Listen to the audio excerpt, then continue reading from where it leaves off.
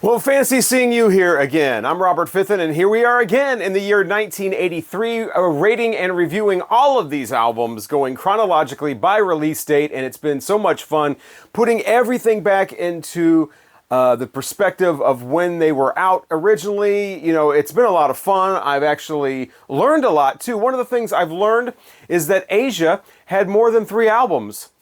Who knew? I literally thought they had 3. They have more like 12 or something. So we're concentrating on their second one at the beginning of this video. We are in August 12th, 1983, and this one is released from Asia called Alpha. It is their second album, divided into 2 sides, Alpha and Beta.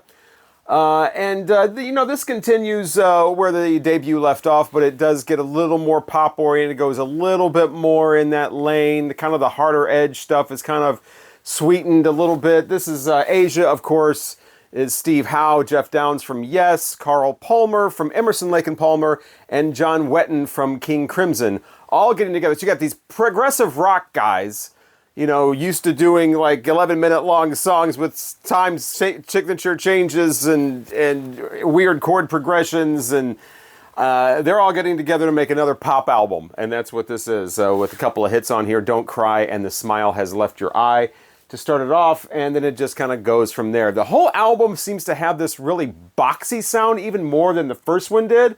The first one was a little more airy, a little more wide sound range. This one, everything is just reined in, and like I said, has a real boxy sound where the instruments kind of weave in together. It's kind of hard to tell, you know, differentiate. There's no real space in the soundscape. It's just kind of this, you know, it's kind of like brick walling before brick walling was a thing. It's the type of sound where if you would listen to it while VU meters are on, the meters would just be like this, you know, the whole time.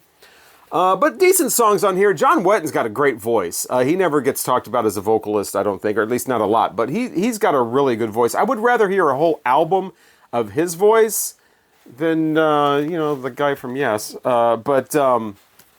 Yeah, I'll talk about that later when we get to 90125. But yeah, Don't Cry is a decent pop song. Don't cry now that I found you. Don't cry, take a look around. You know, it's catchy. It sounds like it belongs on the radio. I know it had a video. I don't remember the video. I definitely remember the video for The Smile Has Left Your Eyes, though. That's the second song. Not quite as catchy. Slower, very bombastic sounding. Again, that huge sound all in like a, you know, almost monophonic kind of wall of sound type thing going on. But The Smile Has Left Your Eyes, the video for that is the guys, they're in a big, you know, studio that looks more like a warehouse. And you got the guys there playing while this French movie is on the wall. And it looks like they're adding like the soundtrack to the movie. Like they're playing, you know, like I've seen videos where like a soundtrack is being made and the guy's like watching the movie and you know, writing the song, and okay, this goes here, okay, they're doing this, so let's put the chord, you know, that kind of thing. So they're attempting to make it look like they're doing that. All the while the film playing is about this little girl who, her parents are having this big argument. You know, they're breaking up, obviously. The mom has snatched the girl and driven off with her, and the dad's all sad, and the girl's sad, and she's got her little, I think it's a little teddy bear with her or something like that. And, you know, the mom and dad are still arguing, and, you know, I think they're on the phone now. The girl's just very unhappy. Finally, the girl just runs away. Runs onto a bridge, and you think that she's jumped off the bridge. All you see is the little teddy bear there floating in the water. The mom and dad run together. They look over. They're completely distraught, you know, as you would be. And the film ends, but then the little girl runs into the Asia recording session and smiles. So all of this was, the whole time, she was not running away because she was just trying to get to the Asia recording session. And this is not a teenager, this is a little girl. Anyway, ridiculous video for that. And then some other songs on here include The Heat Goes On. I think that was another single, didn't do as well. Basically what you have here, again, there's no reason to go track by track at this point because they all pretty much start sounding the same. When you get to side 2, there are a few more ballads. It does slow down quite a bit. It becomes less interesting, less catchy, and you're kind of like, okay, I'm ready for this to kind of be over. So I'm going to give this 3 stars because it starts off pretty strong. It does have John Wetton's vocals are great. You know, these guys are obviously pro musicians that keep it tight. They, you know, great songwriting and all of that. But the production on this, very boxy, very uninteresting, becomes very generic once you're halfway through the album and you kind of know what this is. It's kind of like, okay, this isn't really going anywhere new or changing. It's just basically the variations on a very thin theme. So yeah, Asia Alpha, 3 stars for this. I think most people probably just need an Asia compilation with the 2 singles off of this, and of course Heat of the Moment, and Only Time Will Tell off the first album, and maybe some other scattered songs, and that's pretty much all the Asia I would think a lot of us need. Although there are about 8 or 10 other albums that you could pursue if you so wished. Cheap Trick keep rocking into the 80s, and on August 15th, 1983, they released the album called Next Position Please. And this one, you know, Cheap Trick is that power pop band that I recently got to really respect some of their albums, especially in color. I had never heard that all the way through, and then found it at a big estate sale and threw that on and was blown away. I just loved it.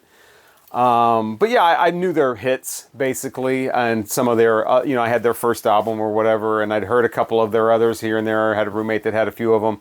And so this was one of them, and I remember not caring that much. I thought it was okay, you know, and I still think it's okay. They're kind of that power pop thing. This album is a little more pop than power. Starts off with the song I Can't Take It. And that's one of the ones that I definitely knew because that shows up on a lot of the greatest hits compilations. I can't take it. I can't take it. Yeah, there's no really hard rockin' songs on here. Well, maybe there's 1 or 2, but most of the album is full on the pop thing going on.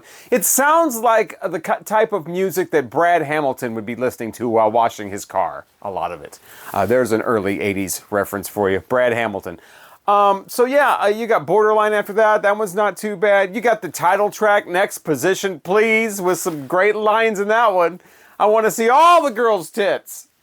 Next Position Please, I'm on my knees. So that's a fun one. You know, it's got that kind of nod and wink and nudge nudge kind of Cheap Trick lyrics going on. This album, though, trying to figure out what songs to listen to after that, it gets kind of messy because this is another one of those 1983 albums where the cassette has 2 bonus tracks that weren't on the album, and then if that's not enough, you got the guys from Cheap Trick kind of being like, you know, the record label made us put 2 of these songs on here, not the bonus tracks, 2 other songs, Dancing the Night Away and You Say Jump.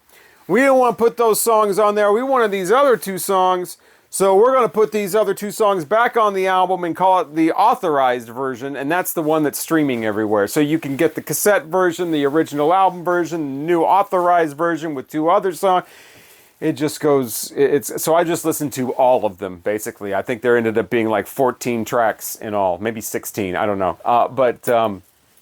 Yeah, so, you know, it's going along. It's like, this is decent. It's not the best Cheap Trick I've ever heard, but it's all right for 1983. And then they get to a track called Younger Girls. And it's like, God, why?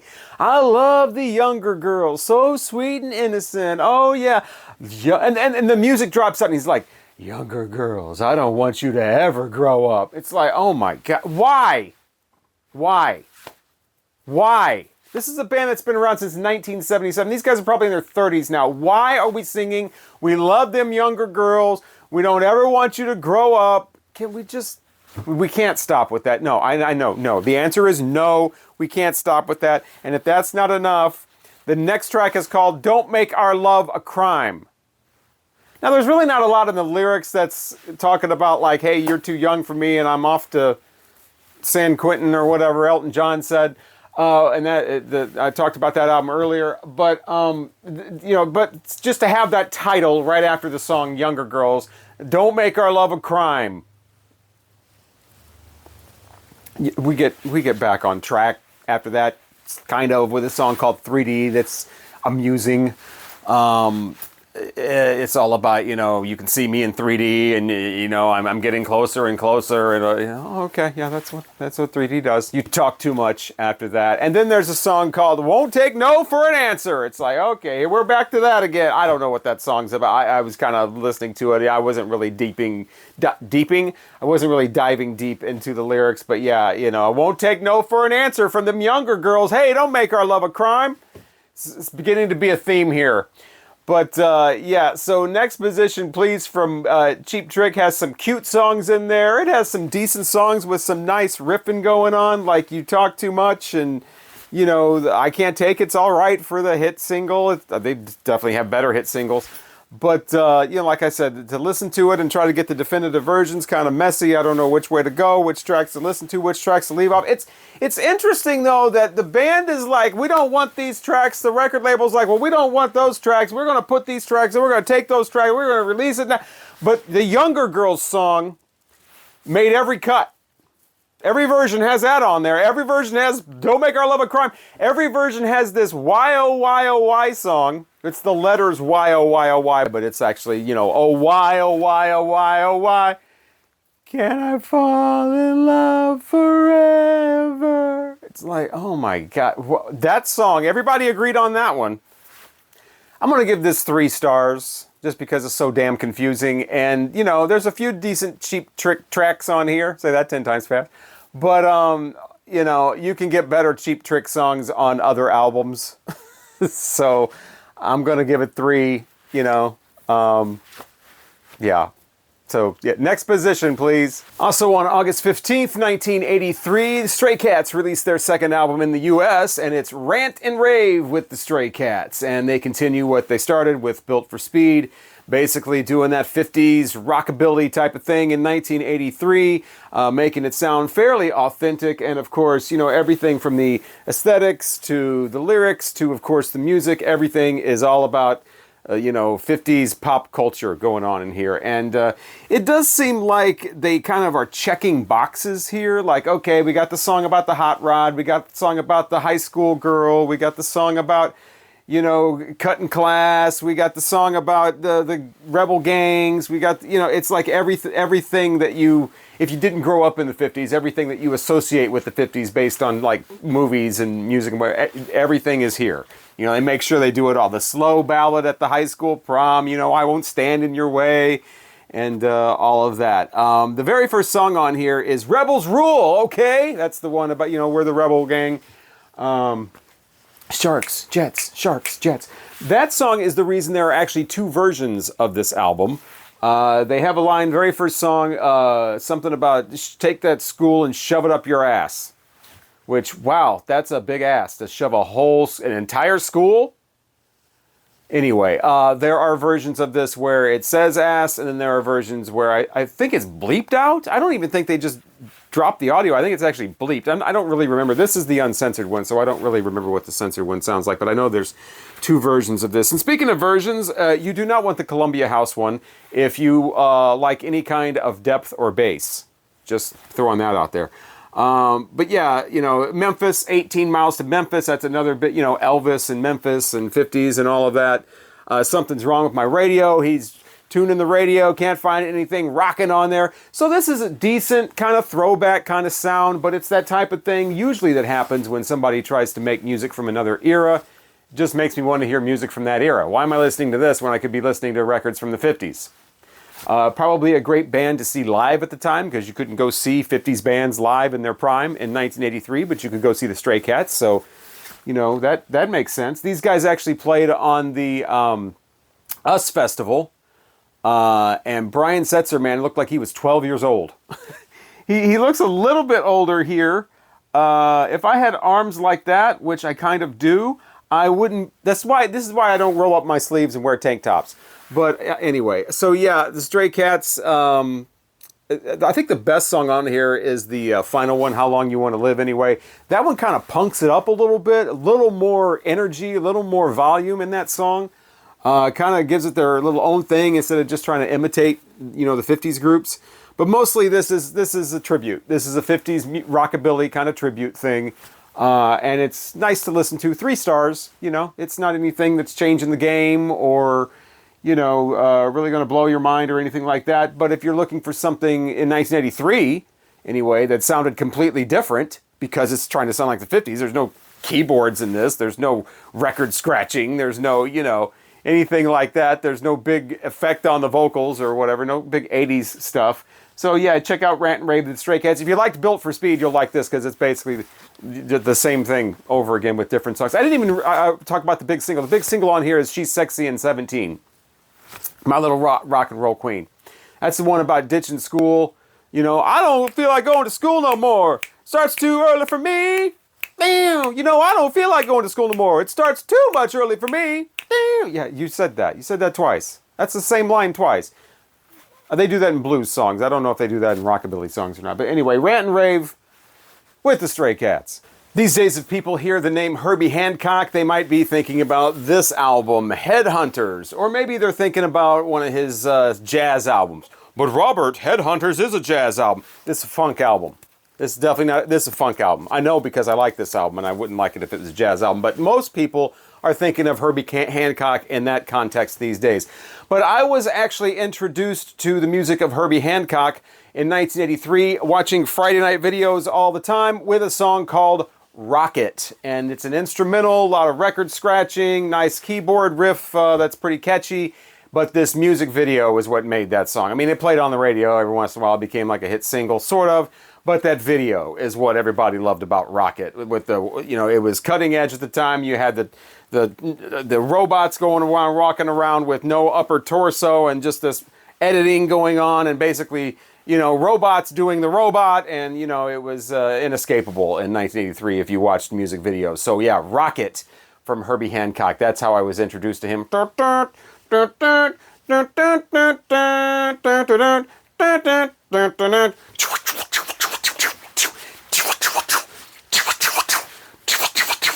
That's the gist of it right there. So that is on the album Future Shock, which was released on August 15th, 1983.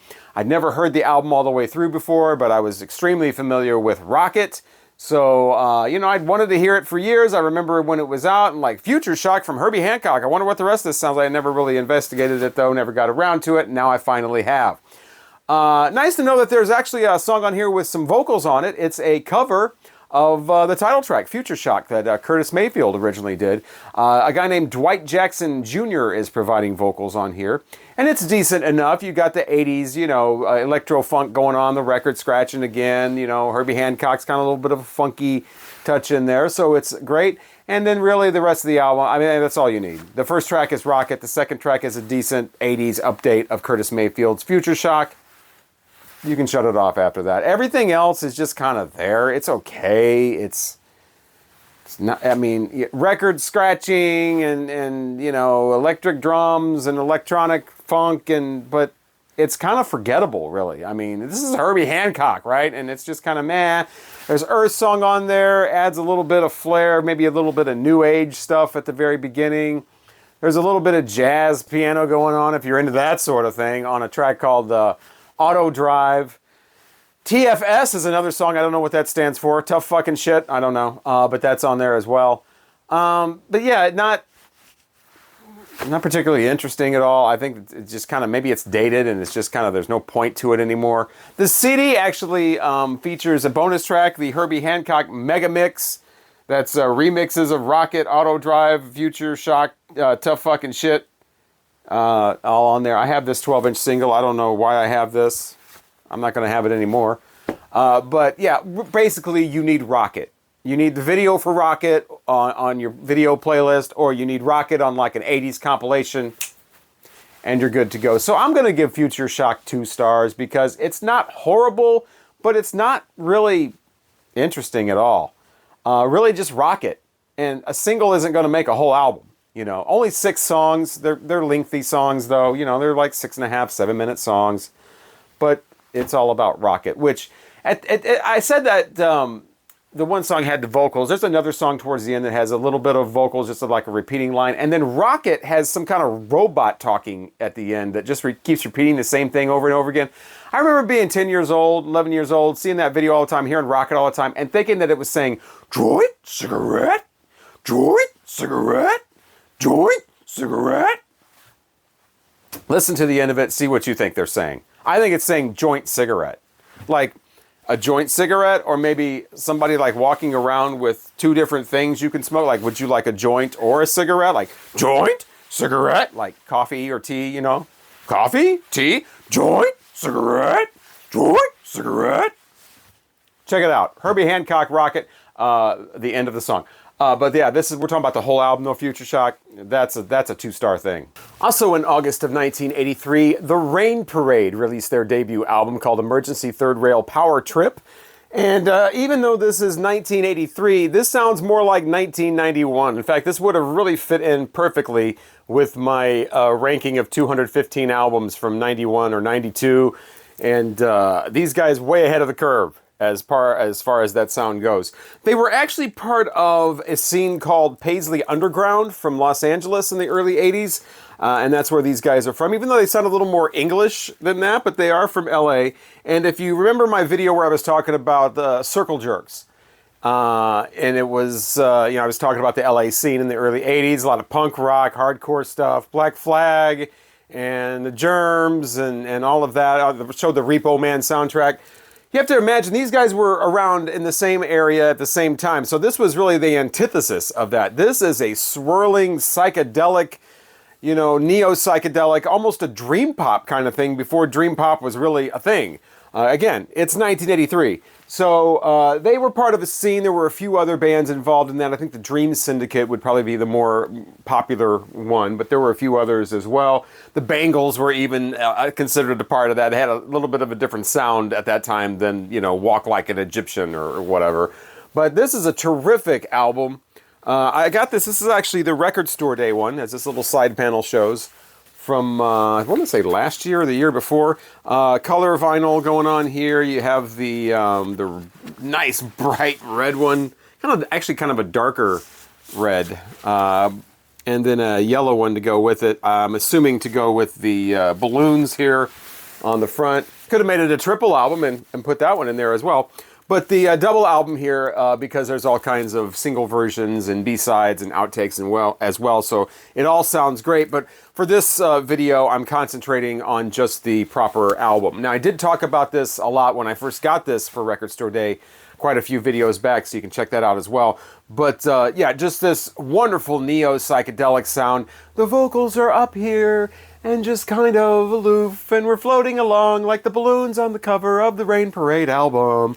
An hour and a half ago is a song that really stands out as sounding more like 1992, and then they even have a song on here called Kaleidoscope.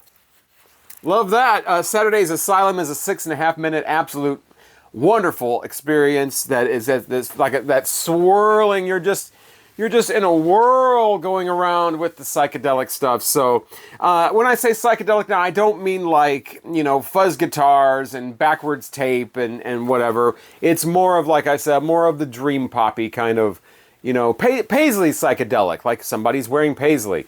So that would be what this is all about. Led by two brothers, the Roback brothers, and a couple of friends in here as well. They came out with a second album after this, called Crashing Dream, that was another Record Store Day release, but this was not really available on Record Store Day. It just didn't come. It came in months later, and finally was able to get this. But I'm talking about this one right now, and it's an absolute gem of a record. I'm going to give this 5 stars. I did not know anything about this band until about 4 or 5 years ago, I think. So definitely did not know about these when I was 10 years old, these guys when I was 10 years old in 1983, and it was great to discover them. Nice gatefold with the reissue here. It sounds absolutely fantastic. Love the color vinyl and everything, and so if you can't find an original of this, which it was not popular when it was first out, except for that scene, and so if you can't find an original of this Record Store Day reissue will certainly do, and this to me is the best kind of Record Store Day. This is what it's really should be, in my mind. This is what I get excited about, is these rare records, super hard to find. If you do find them, they're hundreds of dollars or whatever, $80, whatever, and that's the kind of thing I get most excited about with Record Store Day, is things like this getting reissued, not the 25th reissue of Fleetwood Mac Rumors, but now it's on a picture disc, or hey, but wait, you don't have the, blue vinyl version or what? I don't care. So yeah, Rain Parade, Emergency Third Rail, Power Trip. Nearly every song on there is great. If you like the neo-psychedelic stuff, if you like early 90s stuff like that, I strongly suggest you check this one out. And now here's an album that's been in my record collection for decades, since at least the early 90s, and I never really knew what this was. I'm not even sure where this came from, how I got this. It just appeared one day, and it's just kind of been in there. It is the Eric Martin Band and Sucker for a Pretty Face. And again, I have no idea why I have this, where this came from, but I have had this for years and years and years, and I'm not even sure I've ever even played it before this week. So I don't know why you would have an album cover like this. I don't know what this dude's deal is with the. This guy just looks like some dude. I don't think I've ever seen an album cover, a rock album cover, where the guy on the front looked less like a rock star and more like just some dude. Now, I'm not saying everybody has to have a stylist and everybody has to look like some overblown rock star or whatever, but this guy looks like somebody I sat across from in homeroom or something. And yeah, he's a sucker for a pretty face, but we've got a silhouette here, apparently. But yeah, Eric Martin Band. Eric Martin is later would be the lead singer of Mr. Big. And this also features Troy Laketta he would later be the drummer in Tesla. So, but as far as this goes, I don't think this was popular at all. And it's on Elektra, so it's on a major label. And I think a lot of it has to do with this cover. I'm not sure how many people had to sign off on a cover if it's Elektra Records, like it's a major label. I have heard stories about major groups like Black Sabbath and Sabotage, having covers that are like, how in the world did this happen? Oh, it was a mistake. Well, doesn't it have to pass through like 7 different departments before it's approved and signed off on? And, no, it just... Who signed off on? Anyway, it's not that bad, which is another reason I think it's the cover that kept this people from... because sometimes you take a chance on an album or whatever, and I don't think anybody's going to see this and be like, oh, man, I wonder what this sounds like. So I don't think it got a lot of promotion, and it didn't get a lot of word of mouth because nobody's going to buy this as a blind buy. So yeah, but the title track's really cool, upbeat, rocking. It's kind of like in a Loverboy kind of way, Night Ranger, a little bit of Foreigner type of lane, where it's not like hard rock, but it's not exactly power pop. It's a little harder than that.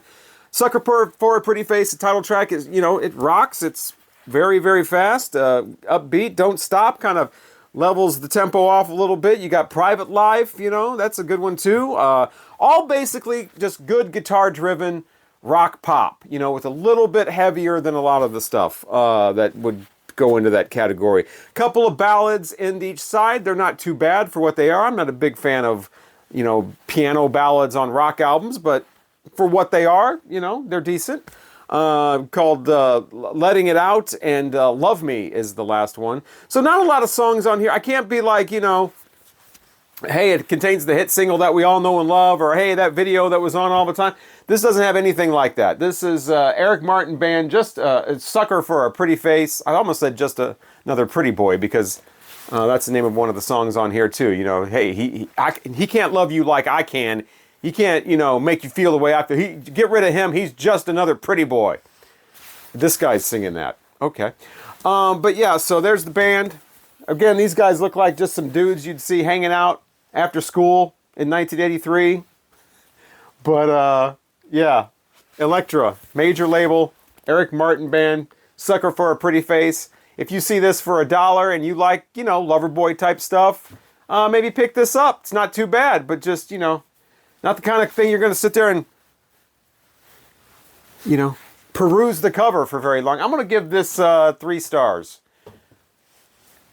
Cabaret Voltaire might sound like the name of a French band, but they're actually English. And they're one of those band names that, I'd seen around. I'd seen the name in different places. Maybe I've heard a couple of tunes, maybe on a compilation or something, or somebody had it playing somewhere. I didn't know who it was. But now I have officially heard a Cabaret Voltaire album, and it is the Crackdown that was released on August 18th, 1983. So check another box of band names that I've seen, and now that I've actually heard them. And these guys have a little bit of a dance thing going on, a little bit of a early kind of industrial feel with this album, produced by Flood. So this guy was absolutely huge and prolific in the 90s, working with people like Nine Inch Nails and U2 and New Order and Ministry and the Jesus and Mary Chain, and it goes on and on and on and on and on. The guy was just everywhere all the time in the 90s, but here he is in 1983, and the results, they're not great. This album, you know how some albums start off with bam, they got, boom, boom, boom, and then they kind of like start kind of running out of gas about halfway through, and then they're completely petered out by the end of the album. This is the opposite of that. I don't know who came up with the running order for this, but if it was me, I would have not made 24 the first track. I would not have made In the Shadows the second track. I would have not made the third track the third track. Those three songs in a row, they're not interesting. It's just like, what is this? It's not until the song Animation comes on where it's like, all right, this has got a little bit of energy. This is kind of, all right. This is a little more what I was expecting. You get tracks on here that are pretty good. Haiti is kind of interesting. That comes a little more towards the end of the album. There's an album whose name I'm not even going to say. It's called Why Kill Time. That's the first part of it. Not going to say the second part of it on YouTube. That one's okay. I mean, there's some interesting like musical things going on, and you can kind of see the beginnings of where, the harder industrial stuff is going to go in the future. But this sounds sort of dated, and actually sounds very dated, and you just want to hear the later stuff, basically. But those first three songs, I mean, they're not dancey and hook enough oriented and energetic enough to like be some like get you up and moving around, shake your groove thing, but they're not also provocative or innovative or interesting enough or hard enough to be like some really kind of like cool stuff that's like, wow, what's this? Crank it up. It's just lays in some middle area that's totally uninteresting to me. So, if side one was more like side two, it is a little more consistent, I would consider giving this 3 stars. But as it lays, I'm going to give it about 2 stars. Like I said, a few nice cuts on here. There's one called Just Imagination, where the singer kind of sounds like Dave Gahan, a little bit of a Depeche Mode feel to it. Again, working with Flood, you can hear that. But, a few scattered songs and a few little musical ideas sprinkled here and there is not enough to rise this really above 2 stars. But, maybe some other Cabaret Voltaire albums are better. Maybe I might be interested in hearing maybe a good compilation from these guys, maybe some of their best stuff. But this one it did not make me a huge fan. So I will continue August of 1983 in the next video. A lot of huge bands in that one, including AC/DC, Depeche Mode, XTC, Moody Blues, Heart, and a lot more. So hopefully you'll be here for that one. Thank you so much for watching this one. And if you've watched a lot of the other videos in my 1983 deep dive, thank you so much. I truly appreciate it. I know this is a lot of fun for me. I'm hoping you're getting something out of this as well, revisiting some old favorites or maybe learning about some bands that kind of passed by and you didn't notice at the time. I certainly am doing that, and we'll continue all the way through the end of December. That is the plan. I'm Robert Fitton. Hopefully I'll talk to you again in the next one.